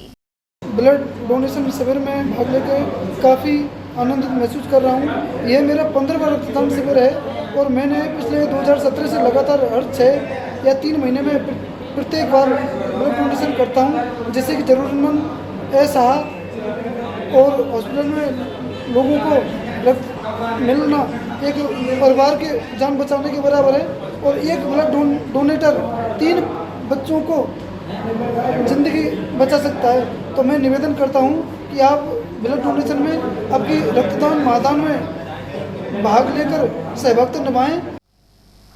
मुख्यमंत्री के नेतृत्व में विकसित राजस्थान 2030 दस्तावेज तैयार किया जा रहा है। इसे लेकर तमाम वर्गों से सुझाव मांगने का दौर 15 अगस्त से 30 सितंबर तक चल रहा है। जिला उद्योग एवं वाणिज्य केंद्र के महाप्रबंधक एमआर मीणा ने बताया कि 5 सितंबर को दिल्ली रोड स्थित चैम्बर भवन में सुबह 11 बजे परामर्श शिविर का आयोजन होगा। इस दौरान अनेक संगठनों और विभागों के प्रतिनिधि भाग लेंगे। इसके अलावा गहन परामर्श कर सुझावों को आमंत्रित किया जाएगा। साथ ही इसके आधार पर दस्तावेज तैयार कर राज्य सरकार को भिजवाए जाएंगे। राज्य सरकार ने राजस्थान मिशन 2030 कार्यक्रम के तहत सभी विभागों को टास्क दिए और संबंधित विभाग में क्या संभावनाएं हैं, स्कीम में क्या सुधार होने चाहिए और राज्य को अग्रणी बनाने के लिए सुझाव और जो भी अपने औद्योगिक एसोसिएशन है, व्यापारिक एसोसिएशन है, सीए एसोसिएशन है, ये सभी लोगों को हमने इनवाइट किया है और उद्योग एवं वाणिज्य विभाग, रीको, माइंस, वाणिज्यिक कर विभाग आदि के अधिकारी भी मौजूद रहेंगे और सभी का ये संयुक्त प्रोग्राम है। राज्य सरकार प्रदेश के चौमुखी विकास के साथ साथ प्रदेशवासियों की खुशहाली और उन्हें सामाजिक सुरक्षा प्रदान करने के लिए संकल्पबद्ध है। राज्य सरकार वर्ष 2030 तक राजस्थान को विकसित राज्य बनाने का प्रयासरत है। इस हेतु प्रगति को 10 गुना करने तथा जीडीपी को 14 लाख से 35 लाख करोड़ रुपए तक लाने का लक्ष्य है ताकि राज्य देश का अग्रणी राज्य बन सके। और इस हेतु एक विजन दस्तावेज 2030 तैयार किया जा रहा है। तो इसमें सभी उद्योगों, व्यापारिक संघों और सीए एसोसिएशन के विचार और सुझाव लिए जाएंगे जिससे वो राज्य सरकार को प्रेषित किया जा सके। तो ये कल का प्रोग्राम जो है इसमें सभी 4 विभाग हैं, उनके पदाधिकारी रहेंगे और इसमें जो प्रमुख उद्यमी हैं जिले के उनके भी सुझाव और विचार लिए गए। अलवर में अशोका टॉकीज के पास हाल ही उमरैन प्रधान दौलतराम के भाई हुकम जाटव को कुछ बदमाशों ने घायल कर दिया था। इस प्रकरण में आरोपियों को गिरफ्तार नहीं किए जाने से नाराज परिजन और ग्रामीण पूर्व विधायक जयराम जाटव के साथ मिनी सचिवालय पहुंचे। साथ ही अतिरिक्त पुलिस अधीक्षक तेजपाल सिंह को ज्ञापन सौंपा। पूर्व विधायक जयराम का यह भी आरोप है कि अलवर ग्रामीण से कांग्रेस टिकट के लिए प्रधान द्वारा आवेदन करने के कारण उनके भाई पर हमला हुआ है। दलितों पर अत्याचार नहीं सहेगा राजस्थान में। हुक्म की हत्या करने वालों को गिरफ्तार करो, गिरफ्तार करो, गिरफ्तार करो। हुक्म की हत्या करने वालों को गिरफ्तार करो, गिरफ्तार करो, गिरफ्तार करो। 31 तारीख को दौलतराम प्रधान जो उमरैन पंचायत समिति का प्रधान है उसके भाई के साथ मारपीट की और मारपीट इतनी बुरी की कि उसको मरा हुआ समझ के छोड़ के चले गए। हमारा ये आरोप है कि पुलिस ने अब तक 31 तारीख से आज तक मुलजिमों को देखा ही नहीं। डीवाईए पे एसपी ने जाकर तफ्तीश नहीं की। हमारी ये मांग है कि एसपी साहब से, एसपी साहब चले गए, मैं तो एसपी साहब से बात मिलने आया था, एसपी साहब है नहीं। तो हमारी ये मांग है कि तुरंत उनको गिरफ्तार किया जाए। और जो यहाँ का प्रधान का जो भाई है, प्रधान का ये आरोप भी है कि मैंने टीकाराम जूली जो मंत्री हैं जो अलवर ग्रामीण से टिकट मांग रहे कांग्रेस का, मैंने भी कांग्रेस के टिकट के लिए आवेदन कर दिया, इसलिए मेरे वो नाराज होकर के बदमाशों से मेरे भाई को मरवा दिया। किस प्रवृत्ति के लोग हैं जो अभी तक पकड़ में नहीं? वो प्रवृत्ति के तो बताते हैं, कुछ तस्कर टाइप के, अफीम बेचते हैं, गांजा बेचते हैं, शराब बेचते हैं, वो लोग थे। पुलिस से कार्रवाई की मांग है आपकी? हाँ, पुलिस से कार्रवाई की मांग है। पुलिस ने कार्रवाई नहीं की, हमारा आरोप भी है। खबरें अभी और भी है, लेकिन फिलहाल वक्त एक छोटे से ब्रेक का, फौरन लौटेंगे। हीरे, सोने, चांदी के जेवरातों के विक्रेता दुर्गा प्रसाद सुनील दत्त ज्वेलर्स, बजाजा बाजार, Alwar.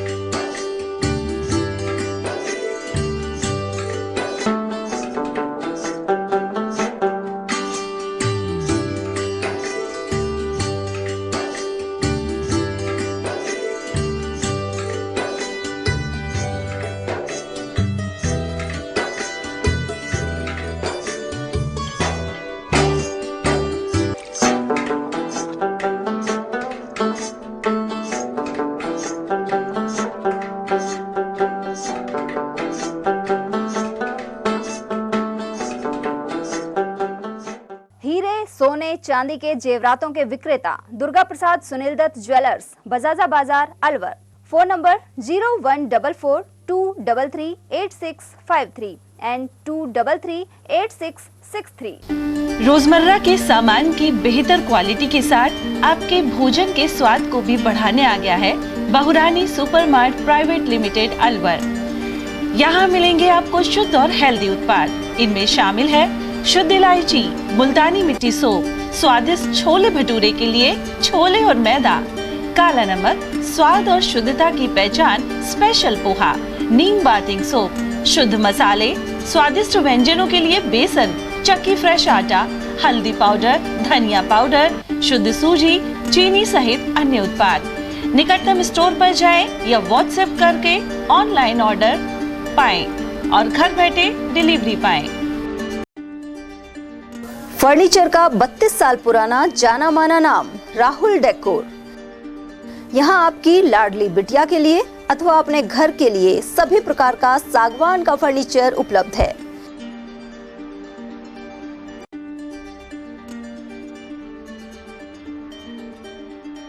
Double bed, dressing table, sofa set सागवान एवं कपड़े वाले तथा सेंटर टेबल, भट्टी कलर, स्टील अलमारी, ब्रांडेड एवं सॉफ्टी फोम के गद्दे आपकी नाप तोल से बनाए जाते हैं।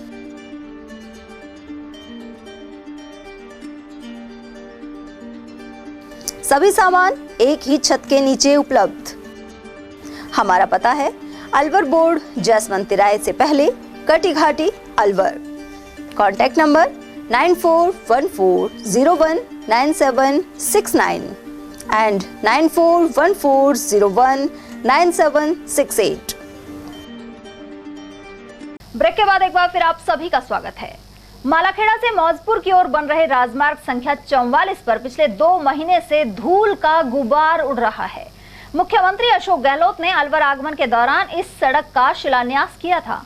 सार्वजनिक निर्माण विभाग द्वारा निर्माणाधीन इस मार्ग पर अधिकतर चालक वाहन को तेज गति से चलाते हैं। ऐसे में उड़ने वाले धूल के गुबार से राहगीर और क्षेत्रीय निवासी बेहाल हैं। साथ ही अस्थमा जैसे रोगों का अंदेशा बना हुआ है।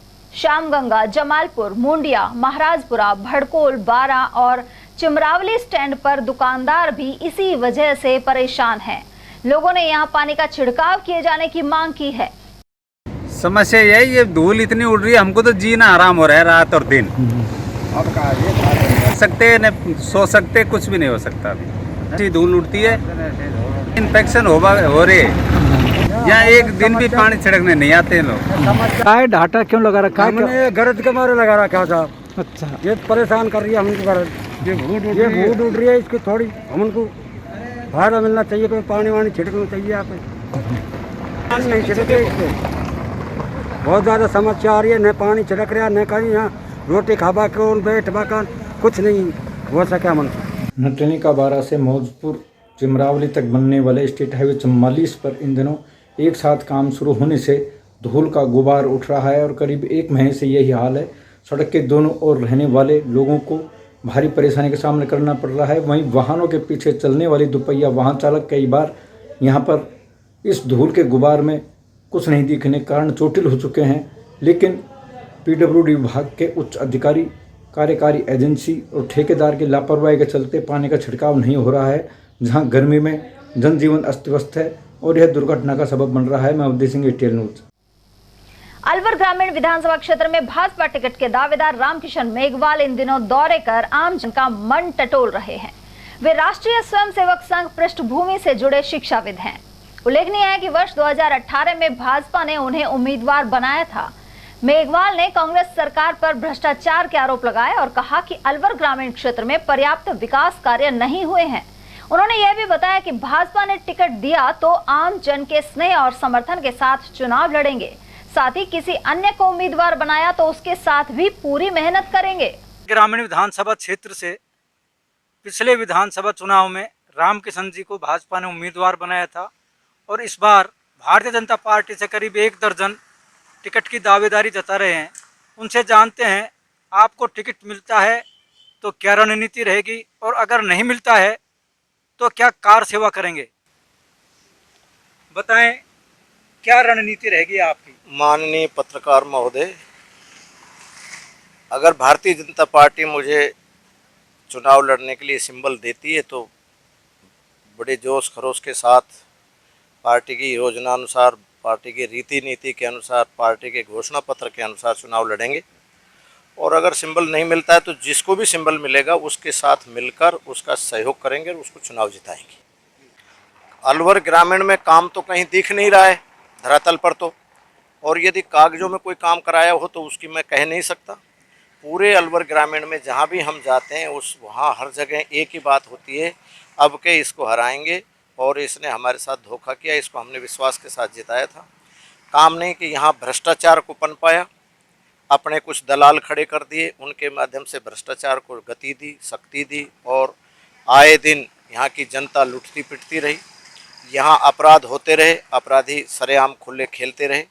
आप सबको पता है आलापुर गांव की एक गूंगी बहरी बेटी घर से बाहर निकली, उसको दरिंदों ने उठाया, उसके साथ दरिंदगी की और अलवर में ले जाकर कहीं सड़क पर डाल दिया। 3 दिन तक यहाँ का कलेक्टर और एसपी कहते रहे कि इसके साथ दरिंदगी हुई है।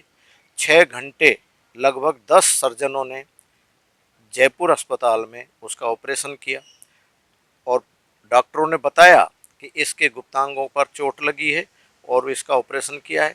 और 3 दिन बाद इसी मंत्री के दबाव में कलेक्टर और एसपी अपने बयान बदलते हैं और कहते हैं कि मोटरसाइकिल की दुर्घटना हुई है, कोई दरिंदगी नहीं हुई। इससे बड़ा शर्मनाक कांड और क्या मंत्री जी करवा सकते हैं। मैं तो समझता हूँ यहाँ की जनता के लिए बड़ा ही शर्म का विषय है। दूसरा, यहाँ का कलेक्टर मंत्री जी की कृपा से रहा, 6 लाख के रुपए रिश्वत लेते पकड़ा गया, जेल गया।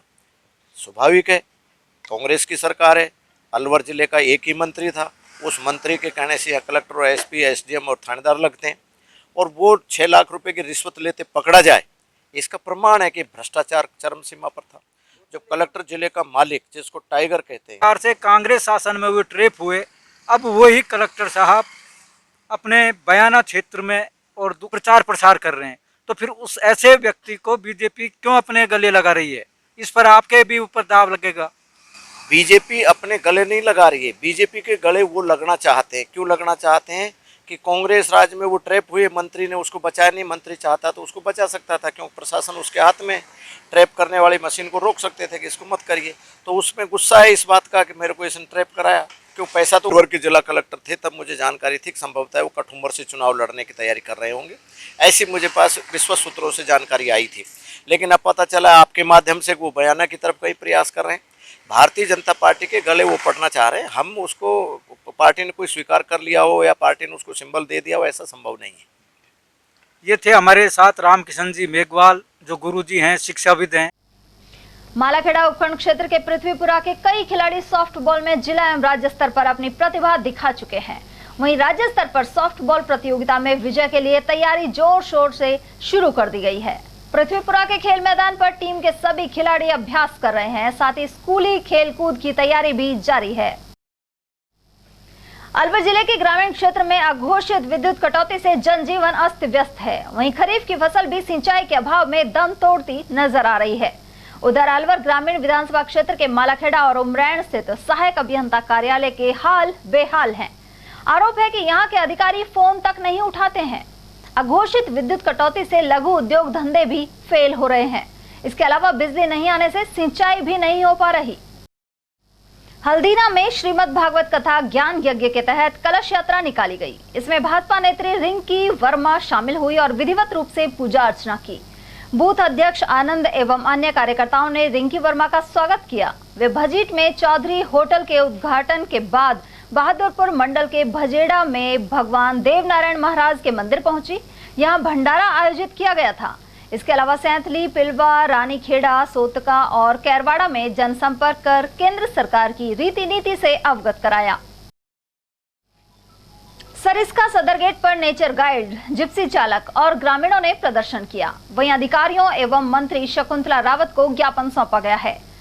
बाघ ST 24 को जमवा रामगढ़ से सरिस्का लाने की मांग की जा रही है। ये बाघ करीब 1.5 साल पहले जमवा रामगढ़ पहुंच गया था। यहाँ मौजूद महिपाल और ओम प्रकाश का कहना है कि सरिस्का के मुख्य वन क्षेत्र से भटककर जमवा रामगढ़ के रास्ते से अचरोल हाईवे तक पहुंचे बाघ ST 24 की सुरक्षा भी खतरे में है। इसके अलावा सरिस्का में बाघ बाघिनों के उचित अनुपात को बनाए रखने के लिए भी उसे वापस लाया जाना चाहिए। देखो सर, हमारा ST 24 जो टाइगर है वो पिछले 1 साल से जमरामगढ़ की साइड में गया हुआ है, जो कि जमरामगढ़ के पास में NH 48 पड़ता है और उसके बिल्कुल नज़दीक पहुंचने के बाद में वहाँ हमेशा दुर्घटना की वो बनी रहती है। तो हम चाहते हैं, हमारा टाइगर है, हमारा यहाँ का पैदाइश बच्चा है, वो टाइगर हमारे सरिस्का में वापसी जल्दी से जल्दी वापसी लेके आए, क्योंकि हमारे पहले ST6 जो टाइगर था वो यहाँ से निकल के रणथंभौर अपना भरतपुर चला गया था। उसको ट्रैंकुलाइज करके सरिस्का में जब शिफ्ट किया गया, तो इस टाइगर को क्यों नहीं शिफ्ट किया जा रहा? काफ़ी लंबे टाइम से इसको वहीं छोड़ा जा रहा है, ना उसके पास खाने के लिए वहाँ जानवर हैं, क्योंकि आसपास के मवेशियों को मारता है, गांव वालों से भी उसको खतरा है। कल ने उसका शिकार हो गया तो उसका जिम्मेदार कौन होगा? हमें तो हमारी मांग इतनी है कि हमारा टाइगर हमें वापसी चाहिए, किसी भी कंडीशन में चाहिए, और जल्दी से जल्दी टाइगर वापसी चाहिए। बाघिनों की रेसो वगैरह, और बाघिनों का रेसो जो मेल टाइगर है सर हमारा, यहाँ पे हमारे पास फीमेल का रेसो अच्छा है, मेल का रेसो कम है, तो मेल का रेसो के लिए उस टाइगर को लाना अति आवश्यक है। सरिस्का के अंदर मेल टाइगर बहुत कम है। अपना यहीं जन्मा है, यहीं का जन्मा ST12 का बच्चा है। ST12 जो फीमेल टाइगर है हमारी, उसका बच्चा है। उसमें ST23 और 24 दोनों टाइगर, 2 बच्चे हैं उसके, दोनों एक साथ गए थे, लेकिन ST23 तो वापसी आ गया, ST24 वहीं रुक गया। और वो काफ़ी बार कोशिश भी की है, उसने वापसी आने के लिए कोशिश भी की है, लेकिन बीच में जो दौसा और मनोहरपुर जो हाईवे है उसको न रोकने के कारण वो क्रॉस नहीं कर पा रहा है। उसने कम से कम 5 बार ट्राई किया, लेकिन वो नहीं आ पा रहा है। जब तक दौसा हाईवे नहीं रुकेगा तो वो वैसे तो आ नहीं सकता, इसलिए उसको ट्रैंकुलाइज करके जल्दी लाने की कर पा रहा है। युवराज अपना, हाँ, हमारे यहाँ का युवराज तो हमारा ST21 है, वो भी, लेकिन हमारा युवराज तो बने युवराज ही बिल्कुल हमारा टाइगर है, युवराज टाइगर है। आपको क्या लगता है कि वन विभाग के अधिकारी कर्मचारियों की लापरवाही जो उसको नहीं लाया जा रहा है? बिल्कुल सर, हम तो ये मानेंगे, क्योंकि पिछले 1 दशक से टाइगर जब नहीं लेके आ रहे तो क्या कारण हो सकता है? सरिस्का के अधिकारियों की बड़ी लापरवाही की टाइगर को सरिस्का में नहीं छोड़ा जा रहा है जी, इससे आपको बड़ा नुकसान हो रहा है। बिल्कुल सर, मैं मालिक हूँ, हमें यहाँ रोजगार मिल रहा है। जो हमारा टाइगर 24 नंबर गया हुआ है यहाँ से, 1-1.5 साल हो गए उसको।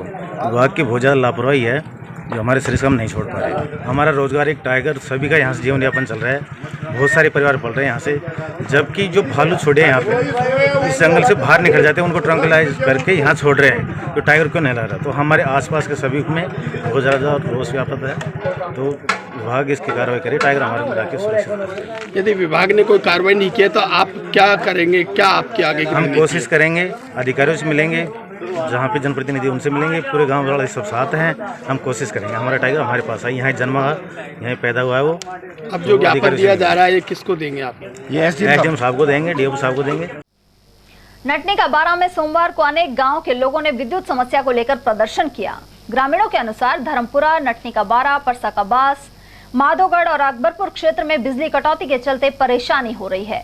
लाइट नहीं आने से सिंचाई नहीं हो पा रही और पानी की सप्लाई भी गड़बड़ा गई है।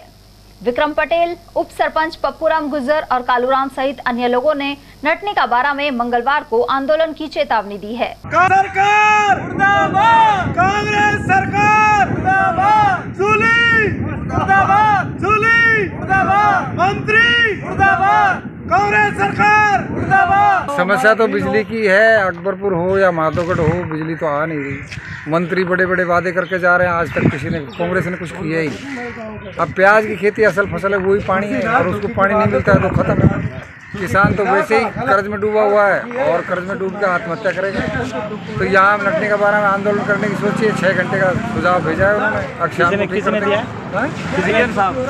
विद्युत विभाग के। शाम तक अगर ठीक नहीं करता है तो रात को नहीं, कल सुबह पक्का धरना पेड़ दें। अकबरपुर फिल्टर, 12 फिल्टर, 4 दिन से इतनी स्थिति खराब है, जो लाइट नहीं आ रही बिल्कुल। कांग्रेस सरकार है, इसने बिल फ्री कर दिया, सारी लाइट दे नहीं रही। क्या मतलब है? पैसा लो, बिल लाइट तो दो। किसान है जो आत्महत्या करवा के लिए तैयार है, 100-200 किसान अब इकट्ठे हुए, शाम तक का टाइम दिया है। 6 बजे तक लाइट का सुधार होगा तो ठीक है, नहीं सुबह धरना पे बैठेंगे। कितने गांव के? 8 गांव के आदमी इकट्ठे हुए, किसान भाई इकट्ठे हुए हैं। बार बार अल्टीमेटम आंदोलन मजबूरन होकर इनको आंदोलन के लिए उपस्थित होना पड़ा नटनी के बारे में। और इनका यही कहना है कि हमारे यहाँ जो लाइट है, जो 100 यूनिट फ्री करी है कांग्रेस सरकार ने, उस दिन से आज तक भी एक बिल पर भी लाइट नहीं आ रही है, बार बार लाइट कट रही है। हम तो ये कहते हैं कि हमारे विधायक मंत्री हो तो 2 मंत्री हैं हमारे यहाँ कांग्रेस सरकार में हो, तो ये भी हमारे यहाँ लाइट नहीं आ रही और हमको मजबूरन होकर आंदोलन करना पड़ेगा, चाहे धरना देना पड़े। हम ये चाह रहे हैं कि लाइट जल्दी लाइट ठीक करें और हमारे पानी की समस्या का समाधान करें। अकबरपुर आंगनबाड़ी केंद्र पर आशा सहयोगिनियों द्वारा बच्चों को एल्बेंडाजोल टैबलेट खिलाई गई। साथ ही बताया गया कि कृमि से कुपोषण के साथ ही खून की कमी भी हो सकती है। ग्रामीणों को कृमि संक्रमण से बचाव के लिए जागरूक किया गया। आशा सहयोगिनी कृष्णा ने बताया कि 11 सितंबर को घर घर जाकर दवा बांटी जाएगी। किस तरह कार्यक्रम? ये एल्बेंडाजोल का ये कार्यक्रम चल रहा है। ये 1 वर्ष से 2 वर्ष तक के बच्चों को हम आधी गोली खिला रहे हैं और 2 वर्ष से 3 वर्ष, 3 वर्ष से और 19 साल तक के बच्चों को 1-1 गोलियां दे रहे हैं। छोटे बच्चे हैं जिनको हम चम्मच में और पानी मिलाकर पीस के खिला रहे हैं और बड़े बच्चे हैं जिनको मुंह में डाल के और वो चबा के गोलियां खा रहे हैं। कितने साल तक? 19 साल तक। 1 वर्ष से 19 वर्ष तक के बच्चों को खिला रहे हैं। आज 4 तारीख है तो आंगनवाड़ी पे ही हम गोलियां खिला रहे हैं बच्चों को। कब तक चलेंगे आप यहाँ? ये आज तो 4 तारीख को है, फिर अगली बार 11 तारीख को। घर घर जाकर भी खिलाओगे? घर घर जाके खिलाएंगे ना। सरिस्का की वादियों में स्थित पांडुपोल हनुमान जी के स्थान पर भक्त दंडौती देते हुए पहुंच रहे हैं। भादो मास में यहां मेले की तैयारियां भी जारी हैं। इसके अलावा मंगलवार और शनिवार को श्रद्धालुओं की भीड़ उमड़ती है। मालाखेड़ा से आए श्रद्धालु गोविंद जोशी का कहना है कि उन्होंने रविवार शाम मंदिर में पूजन के बाद दंडौती आरंभ की थी और मंगलवार को वे पांडुपोल पहुंचेंगे। वहीं 19 सितंबर को पांडुपोल का लक्खी मेला भरेगा। और अब चलते हैं खैरथल तिजारा जिले की खबरों की ओर। खैरथल में लियो क्लब के डिस्ट्रिक्ट प्रेसिडेंट विपुल वलेचा और क्लब अध्यक्ष अमन गुप्ता बने हैं। शपथ ग्रहण समारोह एक निजी होटल में संपन्न हुआ। इसमें मुख्य अतिथि सह प्रांतपाल सुनील अरोड़ा रहे, जबकि शपथ ग्रहण अधिकारी अनीस खान के अलावा अन्य पदाधिकारियों की मौजूदगी रही। खैरथल के निकटवर्ती ग्राम बसई बाला निवासी किसान कृपाल सिंह की खेत में पानी देते वक्त सांप के काटने से मौत हो गई।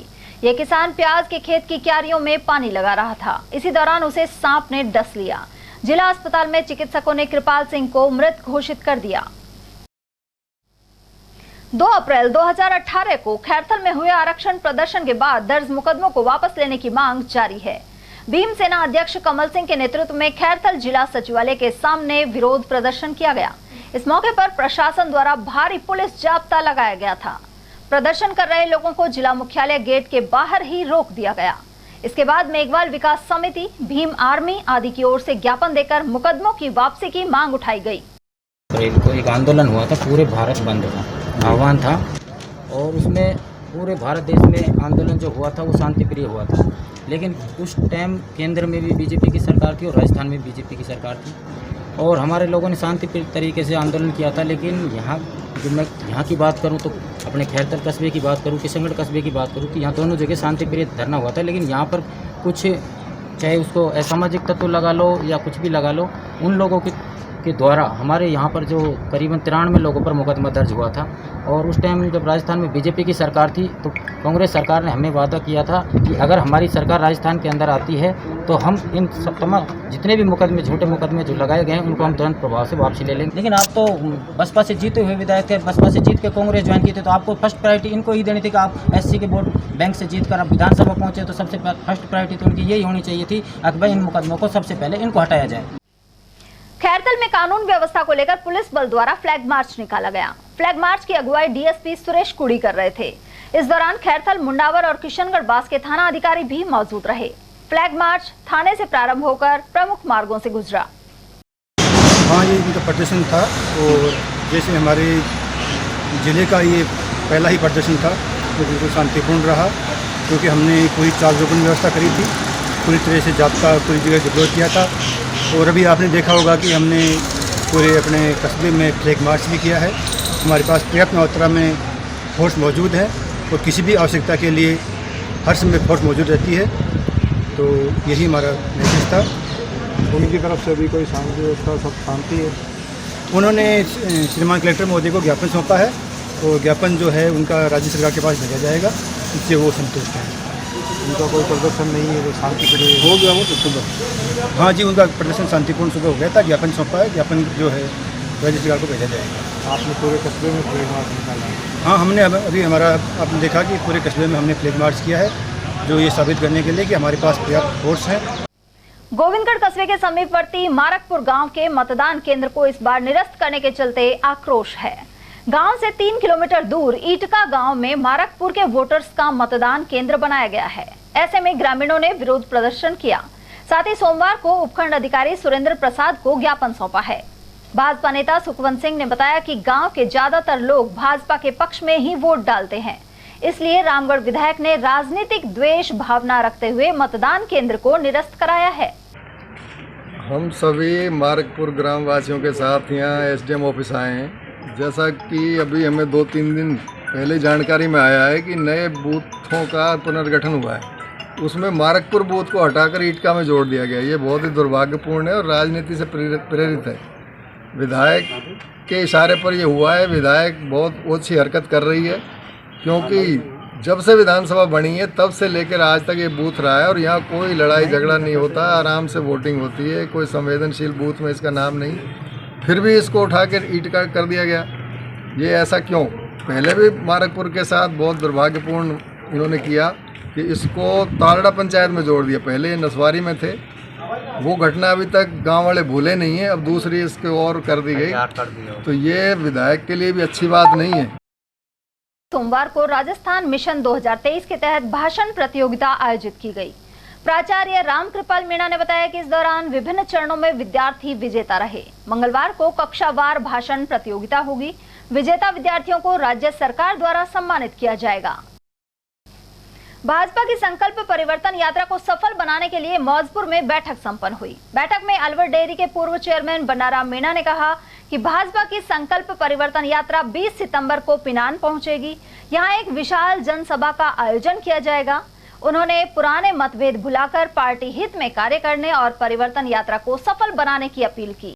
पिनान में होने वाली 20 तारीख को जो परिवर्तन यात्रा की जनसंकल्प जनसभा है, उसकी तैयारियों को लेकर आज लक्ष्मणगढ़ मंडल की यहाँ पार्टी के कार्यकर्ताओं की बैठक की गई थी, जिसमें हर बूथ पर 20 गाड़ी वाहनों की व्यवस्था करके प्रत्येक बूथ से 200 भारतीय जनता पार्टी के कार्यकर्ता जनसभा के अंदर सहभागी बनाने, उसकी तैयारी को लेकर आज पूरी मंडल की कार्यकारिणी, मोर्चों के पदाधिकारी एवं प्रत्येक बूथ के बूथ कार्यकारिणी, पन्ना प्रमुख और बूथ पालक और संयोजकों की मीटिंग बुलाई गई थी, जिनमें हमने यहाँ से 10,000 का संख्या का लक्ष्मणगढ़ मंडल से जाना तय हुआ है। हम पिनान में 20 तारीख को जब परिवर्तन यात्रा का विश्राम रहेगा, उस दौरान 50,000 की जनसभा करने की तैयारी। यात्रा के दौरान जो हमारे केंद्र के जो नेता हैं वो सहभागी बनेंगे, इसके अलावा ऑटोमेटिक सदस्य रहेंगे। बड़ौदा में कस्बे के पंजाबी धर्मशाला में संगीतमय श्रीमद् भागवत कथा का शुभारंभ किया गया। श्रद्धालु रामबाबू शर्मा ने बताया कि धर्मरथ परिवार और ग्रामवासियों के सहयोग से हो रही कथा से पूर्व पंजाबी धर्मशाला से 351 महिलाओं ने कलश यात्रा निकाली। इसे गोविंदगढ़ प्रधान रसनम गोपाल चौधरी और चेयरमैन सुमन रूपचंद द्वारा हरी झंडी दिखाकर रवाना किया गया। इसके अलावा जगह जगह पुष्प वर्षा भी हुई। कलश यात्रा के दौरान गणेश जी, राधा कृष्ण और शंकर पार्वती की मनोरम झांकियां शामिल थी। कथावाचन भूपेंद्र कृष्ण शास्त्री द्वारा किया जा रहा है। कस्बा बड़ौदा में स्थित पंजाबी धर्मशाला में भव्य श्रीमद् संगीत में भागवत महापुराण ज्ञान गंगा का आयोजन किया गया, जिसकी भव्य शोभा यात्रा बड़ौदा में के मुख्य मार्गों से होते हुए कस्बे से निकाली गई, जिसमें 351 माताओं ने कलश धारण किए। वे इस शोभा यात्रा का जगह जगह चौराहों पर, मार्गों पर लोगों ने व ग्रामीणों के द्वारा पुष्प वर्षा कर व जलपान की व्यवस्था कर स्वागत सत्कार किया गया। इस कलश यात्रा के दौरान हजारों की तादाद में श्रद्धालु मौजूद रहे।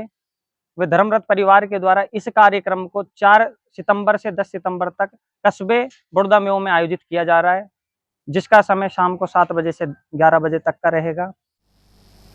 नवगठित जिला कोटपुतली बहरोड मुख्यालय पर पूर्व कैबिनेट मंत्री डॉक्टर रोहिताश शर्मा ने प्रेस वार्ता को संबोधित किया।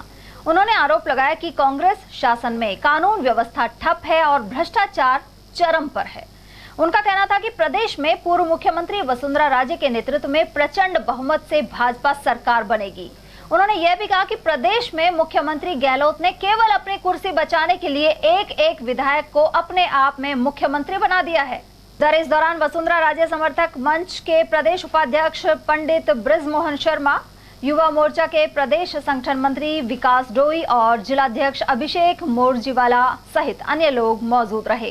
जैसे तैसे करके हमारा जिला बन गया, तो जिला बना तो एक नाम बानसूर भी जोड़ दिया जाता, क्योंकि सारे मंत्रियों के दबाव में हुआ है। तो शकुंतला रावत मेरे ख्याल से गहलोत साहब कहते हैं वैसे तो शेरनी है, पर इसमें तो गादड़ी नहीं हुई, इसमें तो कुछ कर ही नहीं पाई। ये जन कल्याणकारी योजनाएं हैं, ये रेवड़ियां हैं, ये कोई कल्याणकारी योजनाएं नहीं है। कल्याणकारी योजनाएं वो होती हैं जो विधानसभा के पटल पर रखी जाती, विधानसभा में डिस्कस होता। ये तो सरकारी पैसे का दुरुपयोग है। जैसे सेंट्रल स्पॉन्सरशिप स्कीम का पैसा भारत सरकार दे रही है, जैसे पानी के मद का पैसा, जैसे PWD के मद का पैसा, जैसे कानून व्यवस्था पर खर्च करने का पैसा, उन पैसे में से पैसे निकाल करके और ये रेवड़ियां बांट रही, चुनावी रेवड़ियां हैं ये, इसका कोई उपयोग नहीं, ना सदुपयोग है। ऐसे राजस्थान में बहुत सारे अधिकारी हैं जिनको इस तरह से जो डेंजरस जो जिले हैं, खतरनाक, जहाँ पर स्थिति है, गुंडाइज्म है, गुंडों का राज है, गुंडों का आवागमन है, ऐसी जगह पर मजबूत अधिकारी लगाए जाए। जैसे कोटपुतली का मैं उदाहरण दूं, जब मैं यहाँ मिनिस्टर था तो कोटपुतली में बहुत गुंडागर्दी होती थी, बहुत बदमाशी होती थी।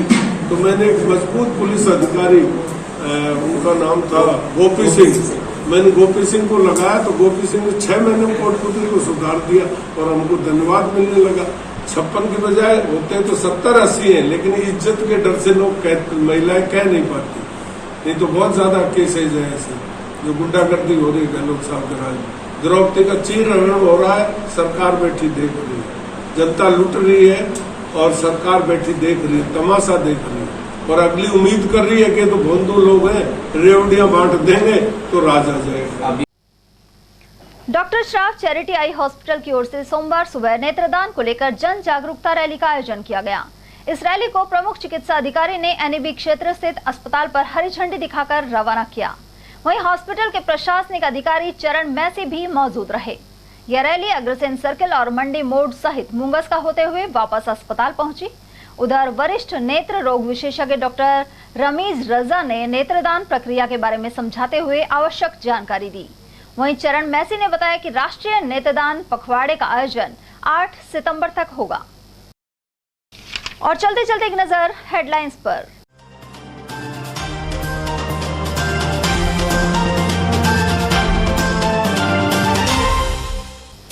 सनातन धर्म को लेकर स्टालिन के बयान पर पनपा आक्रोश और गरमाई सियासत, स्थानीय धर्म प्रेमियों ने जताया आक्रोश।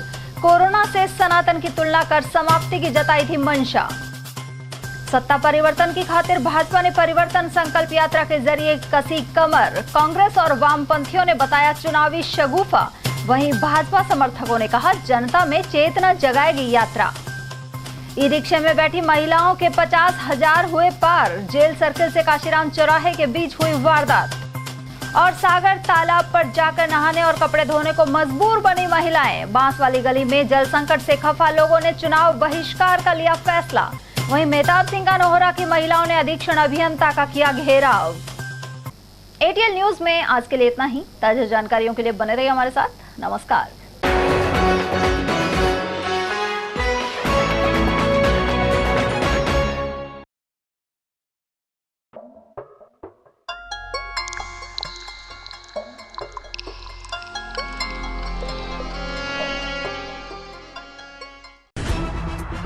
खबरें जो हमें सीधा जोड़ती हैं आपसे, जिनका आपकी जिंदगी पर होता है सीधा असर। खबर का मतलब है एक भरोसा, और आपका भरोसा है हमारी जिम्मेदारी। ATL TV, भरोसा अलवर का।